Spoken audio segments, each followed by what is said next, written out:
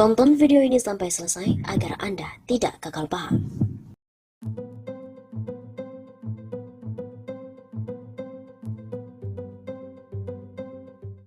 Sobat 051 Salva, kembali lagi bersama dengan kami untuk mengulas fakta-fakta perpolitikan dan juga informasi terkini di tanah air.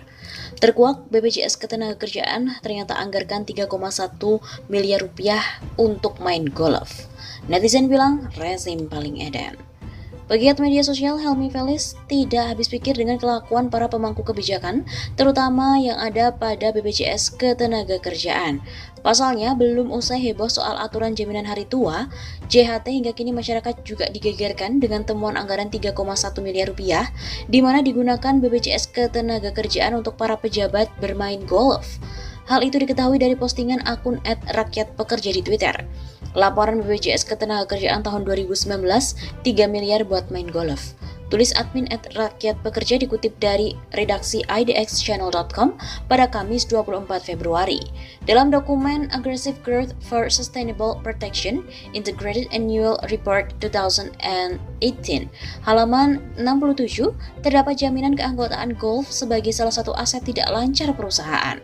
Tertulis, jaminan keanggotaan golf merupakan membership BPJS Ketenagakerjaan atas fasilitas golf per 31 Desember 2010 sampai 2018 masing-masing sebesar 3,1 miliar rupiah. Karena itu, menurut Helmi, masa saat ini adalah masa rezim yang paling edan. Bagaimana mungkin saat rakyat sedang susah, mereka malah memikirkan anggaran untuk main golf?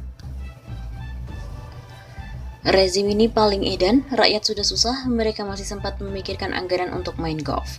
Begitu ujar Helmi melalui akun Twitternya @helmi_felis pada Kamis 24 Februari.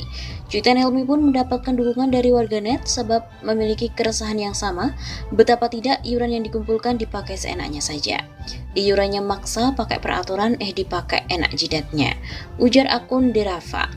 Namun begitu ada juga yang memiliki pandangan lain. Menurutnya dana tersebut bukan untuk main golf, melainkan untuk keanggotaan golf yang bisa dijadikan aset. Itu mah bukan main golf, tapi keanggotaan golf untuk jadi aset bisa disimpan, diperjualbelikan harganya berlipat-lipat, ujar akun @meitak1. Ada juga yang menganggap Helmi adalah pihak yang cemburu karena tidak diajak bermain golf.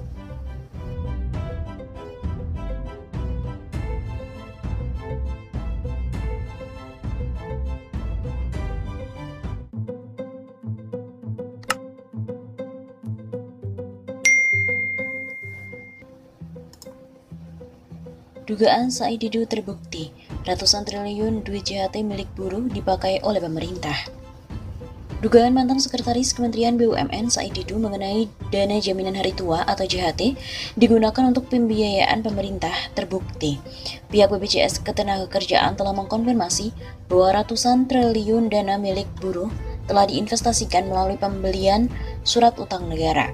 BPJS Ketenagakerjaan melaporkan total dana program jaminan hari tua atau JHT mencapai 375,5 triliun rupiah pada tahun 2021 atau naik sekitar 10,2% dari tahun sebelumnya. Sebagian besar dana tersebut ditempatkan surat utang negara untuk membiayai anggaran pendapatan dan belanja negara.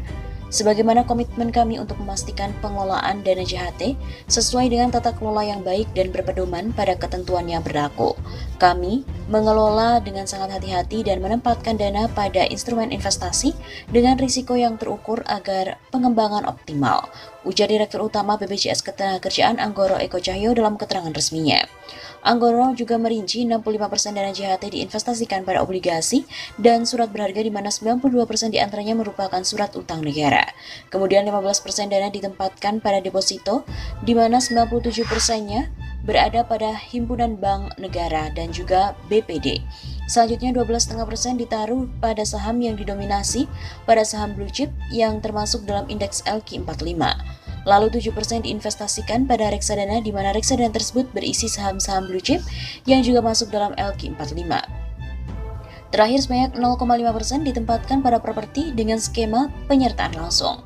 Said Didu melalui Twitter pribadinya mengaku sudah menduga ada maksud tersembunyi di balik kebijakan menunda pembayaran JHT milik pekerja. Akhirnya terbukti mention saya beberapa hari lalu. Begitu tulisnya. Ia sebelumnya mencurigai ada maksud tertentu dari pemerintah, sehingga terbit Peraturan Menteri Ketenagakerjaan Nomor 2 Tahun 2022 tentang tata cara dan persyaratan pembayaran manfaat JHT. Dalam permen tersebut, terdapat sejumlah perubahan aturan untuk pembayaran klaim JHT. Kebijakan itu pun menuai protes luar karena dianggap merugikan para pekerja. Apalagi dalam kondisi pandemi di mana pemutusan hubungan kerja atau PHK banyak terjadi, pekerja membutuhkan uang JHT untuk sekedar menyambung hidup atau sebagai modal usaha. Said Didu menduga kebijakan ini ada kaitannya dengan pemerintah yang saat ini mulai kesulitan mendapatkan utang. Sementara pemerintah masih membutuhkan utang untuk berbagai kebutuhan. Di saat yang sama, Bank Dunia sudah mengingatkan agar RI berhenti menerbitkan surat utang negara. Karena makanya kurang peminat surat utang negara dan diminta BI berhenti membeli SUN oleh IMF. Sementara, pemerintah masih butuh tambahan utang, tulis Said Didu. Maka dari itu, menurut Said Didu patut diduga kebijakan ini dalam rangka untuk menahan uang JHT milik pekerja agar dapat dimanfaatkan untuk kepentingan lain oleh pemerintah. Maka upaya menahan uang kelolaan seperti dana JHT di BPJS Ketenagakerjaan agar tidak diambil mungkin ditujukan untuk beli SUN tersebut. Said Didu menambahkan permasalahan utama yang ia soroti bukanlah pembelian SUN, namun ia mempertanyakan mengapa Kemenaker mengeluarkan kebijakan mengenai pengambilan JHT di usia 56 tahun. Masalahnya bukan karena beli SUN, tapi yang dipersoalkan adalah kenapa JHT harus ditahan dan tidak boleh diambil. Artinya pemerintah tidak punya dana untuk beli kembali SUN yang dibeli dari dana JHT saat para pekerja mau ambil uangnya, sehingga harus ditahan. Begitu tandasnya. Anggota Komisi 9 DPR RI fraksi PKS, Kurniasih Mufidiati, prihatin melihat sikap pemerintah yang tidak berpihak pada pekerja. Hal ini terjadi terkait dengan terbitnya Permen Ketenagakerjaan Nomor 2 Tahun 2022 tentang tata cara dan persyaratan pembayaran manfaat JHT. Selain itu, aktivis Malari 74 juga menduga JHT yang cair di usia 56 tahun adalah untuk modal nyapres. Ada dugaan untuk modal nyapres 2024 Peraturan Menteri Tenaga Kerja Nomor 2 Tahun 2022 di mana JHT dicairkan pada saat usia 56 tahun.